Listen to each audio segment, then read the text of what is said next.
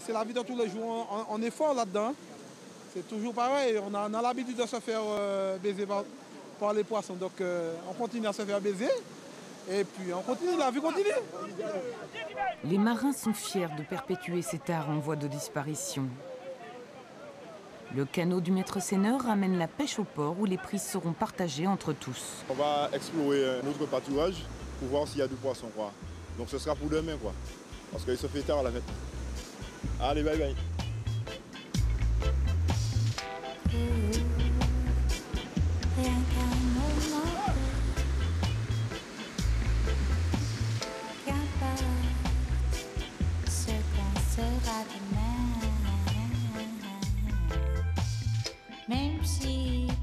Sur la plage du bout du monde, c'est la fin d'une belle journée. Demain, ils repartiront à mi-clon, là où on ne voit plus aucune terre à l'horizon.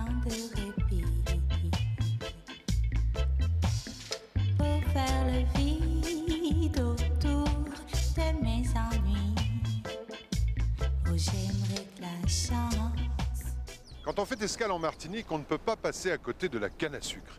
Elle fait partie intégrante de l'histoire et de la vie de cette île. Nous allons retrouver Sophie dans ce qu'on appelle ici une habitation. Je suis allée faire un tour sur la côte atlantique, au François, très exactement, sur l'un des plus vieux domaines de l'île, c'est l'habitation Clément. Habitation, ce terme créole ne désigne pas seulement la demeure, il désigne en fait l'ensemble du domaine agricole. Toutes les terres sur lesquelles la canne à sucre est cultivée, mais aussi la distillerie, les chais, les logements des travailleurs qui étaient auparavant des esclaves, et puis la demeure des maîtres. Je vous propose de la visiter. Florent Place, quand on pénètre dans cette demeure, on bascule dans un autre siècle. Oui, d'abord au XVIIIe siècle, puisque le carré central date de cette époque. Ensuite, les galeries latérales ont été construites au cours du XIXe siècle. Le mobilier est très riche. Oui, c'était une demeure rurale, mais on aimait les beaux meubles et, qui viennent des différentes îles de la Caraïbe, françaises, britanniques. Avec des bois locaux? Oui, du courbaril, de l'acajou. Alors c'est une demeure qui est classée monument historique. C'est la seule d'ailleurs habitation qu'on peut visiter en Martinique. Mais il s'est passé, il y a eu un autre événement très important aussi, ici précisément, dans la salle à manger. Oui, en 1991, il y a eu un sommet franco-américain qui a réuni François Mitterrand et George Bush. C'était à la fin de la Première Guerre du Golfe. Voilà, pour discuter des affaires du monde à l'issue de la Première Guerre du Golfe. Et tout ça dans une ambiance plutôt fraîche, rafraîchie par les vents de l'Atlantique, parce qu'il y a un système de ventilation très particulier dans cette maison. Oui, c'est une sorte de climatisation naturelle, puisque nous sommes construits au sommet d'un morne, c'est-à-dire une petite colline, et nous bénéficions des vents dominants qui viennent de l'Atlantique, qui traversent la maison à travers un système de persiennes de différentes tailles pour créer une turbulence et générer un courant d'air permanent tout au cours de l'année. Voilà. L'habitation Clément compte 160 hectares de canne à sucre, mais aussi de bananes.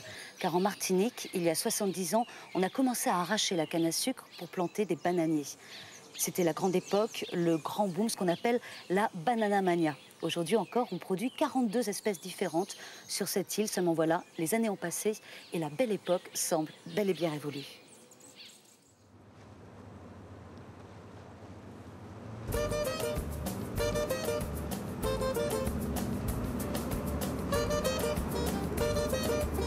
Chaque semaine, à 5h30 précise, l'un des 4 navires de la CMA-CGM, la Compagnie Générale Maritime des Antilles, se présente aux pilotes en rade de Fort-de-France. Ça sera bâbord à quai, garde en premier. Après 8 jours de traversée de l'Atlantique, une escale en Guadeloupe, le commandant Lamy Jalabert se concentre pour l'accostage du Fort Saint-Louis au terminal Dernier Cri de Martinique. Et à droite toute. À l'aller, on transporte des rouleaux de papier hygiénique aux voitures, à de la ferraille, des choses, des ordinateurs, ce qu'on veut, des télés, tout ce qu'on veut. Et retour, essentiellement de la banane, un peu de rhum et quelques conteneurs pleins quand même. On transporte ce que produit l'île. Ces bateaux de... Ouais. Là, je préfère qu'on fasse la banane. Oui, 20 mètres acculés. Stop le porte arrière. Stopper derrière. C'est des porte-conteneurs tout à fait standards qui ont été adaptés pour le transport spécifique des Antilles, là, pour le transport de la banane.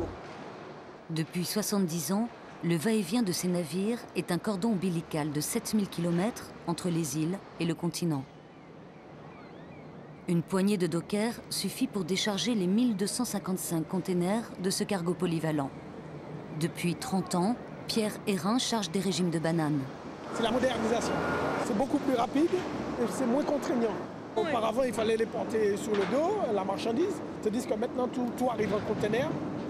Donc, on n'a pas physiquement à cavaler, à emmener, à ramener. Donc, aujourd'hui, c'est déjà plus accessible. Chaque fois, des 30 kilos à chaque fois comme ça, c'était lourd. Pourtant, longtemps, ce sont surtout les femmes qui chargent les régimes dans les soutes des navires en partance pour Dieppe.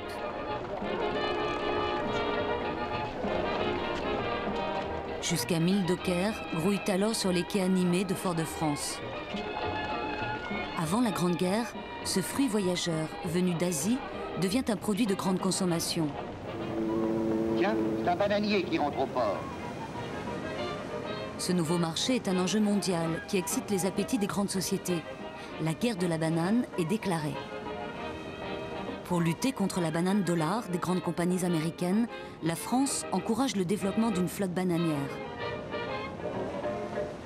À bord des navires, des thermomètres sont relevés toutes les 4 heures, car la banane est fragile, délicate. Elle ne supporte le voyage qu'entre 12,8 degrés et 13,2 degrés. En dessous, elle gèle, au-dessus, elle pourrit. Si une seule banane se prend à mûrir, elle déclenche le mûrissement de toutes les autres.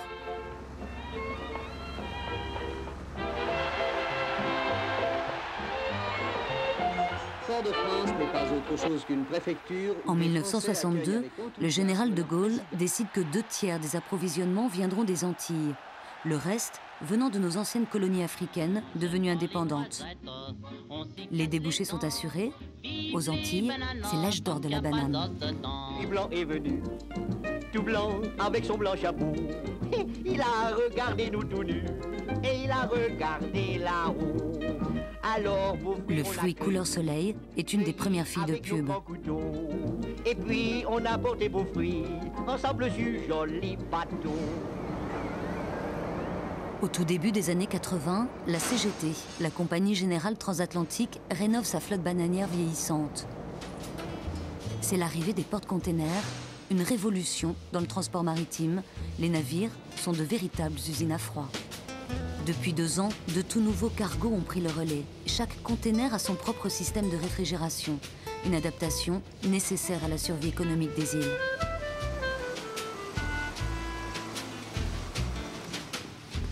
Au nord de la Martinique, Muriel Richet cultive une petite exploitation de 10 hectares de bananes. Elle a 4 employés permanents et beaucoup de courage.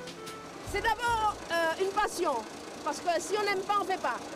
C'est pour vous expliquer que c'est un boulot qui est très ingrat, mais ce qui est le plus dur, c'est qu'on n'a jamais fini. Quand on fait des projets, on croit qu'on a abouti, qu'on a avancé, il y a toujours une contrainte, soit du temps, soit alors on a un cyclone, il faut tout recommencer à zéro, ou alors on a un marché qui s'effondre. Fragile, cette herbe géante craint autant la sécheresse que la pluie. Elle pousse pourtant à toute allure. Une fois le régime prélevé, le tronc est abattu et l'un des rejets se développe. 9 mois plus tard, un nouveau régime est là. Les gaines de plastique bleu accélèrent la croissance et filtrent les UV. Pour les coupeurs, la banane, c'est la garantie d'un salaire à la fin du mois. Avec le soleil, le coup plat, c'est très dur, ouais. C'est très dur. C'est pas un bon métier? Oui, c'est un bon métier. C'est un très très très beau métier, mais c'est dur. Je suis près de la retraite maintenant. Je suis près de la retraite. Tout près. Et pour vos enfants? Pour mes enfants, je ne conseille pas les enfants de faire travail dans la banane, parce que c'est trop dur. Surtout un métier pas assez valorisant, à l'avenir plus que sombre. Prise d'assaut par les bananes africaines et sud-américaines, le marché a dégringolé. La Martinique connaît aujourd'hui une crise sans précédent. Moi, ça m'est arrivé de prendre les allocations familiales de mes enfants pour payer un salaire d'un ouvrier. fait un complément de salaire sur un ouvrier. Moi, j'ai pas de salaire. Mais je paye l'ouvrier qui travaille pour moi parce qu'il faut le payer. Donc c'est pour ça que je vous dis qu'aujourd'hui, les petites exploitations sont dans une grande détresse. Au bout du champ, le hangar de conditionnement. Là, les régimes sont découpés en main, puis désinfectés à l'eau de javel. Tous les fruits tachés ou griffés sont éliminés. Expédiée verte, la banane nommée Cavendish doit avoir bonne mine sur nos étals. Comme Muriel, 1200 petits planteurs ont les nerfs à vif. Sans autre ressource que la banane, ils sont les principales victimes de la crise. Aujourd'hui, nous avons un lobby en Martinique qui contrôle la Martinique parce que c'est eux qui ont les supermarchés, c'est eux qui vendent les tracteurs, c'est eux qui vendent les voitures, c'est eux qui vendent les pièces détachées.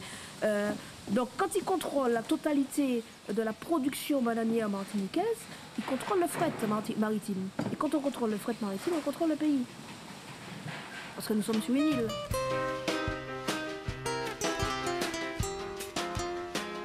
Au nord et au centre de la Martinique, des villages entiers vivent de la monoculture de la banane. C'est l'essentiel de la vie rurale, la première source de richesse après le tourisme. Les grandes propriétés appartiennent en général aux blancs créoles, les békés, dont les nobles ancêtres sont venus coloniser les Antilles au XVIIe siècle. Pour travailler la terre, ils ont fait venir les esclaves d'Afrique. Aujourd'hui, les békés représentent 1% de la population de Martinique, mais règnent sur l'économie insulaire, et ce, depuis 4 siècles.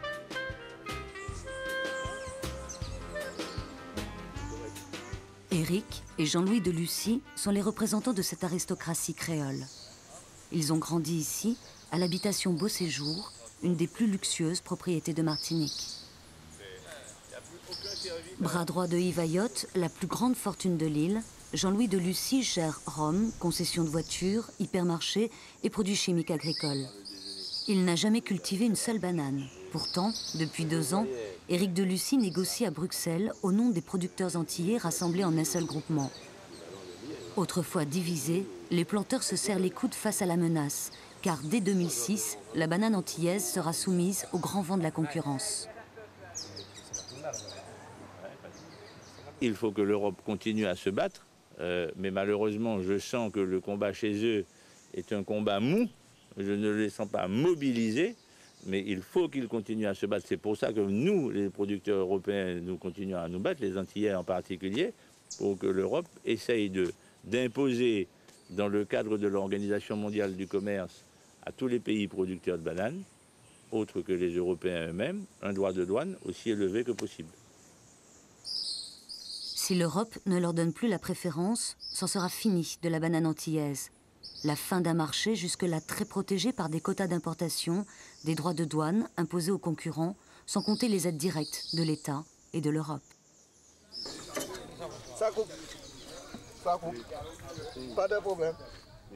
6 heures du matin, dans la grande plantation de Laurent de Meillac, le commandeur répartit les tâches quotidiennes parmi les 60 employés. Martin. Attachage.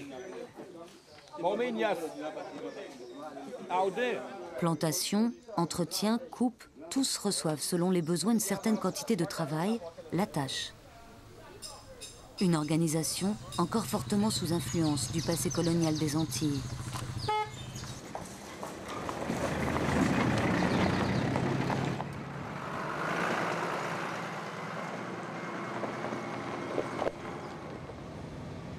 Propriétaire de cette plantation de 110 hectares, Laurent de Meillac vient assister à la toute première récolte d'une nouvelle banane, beaucoup plus verte que les autres, qui sont traitées et sulfatées 10 fois par an aux pesticides.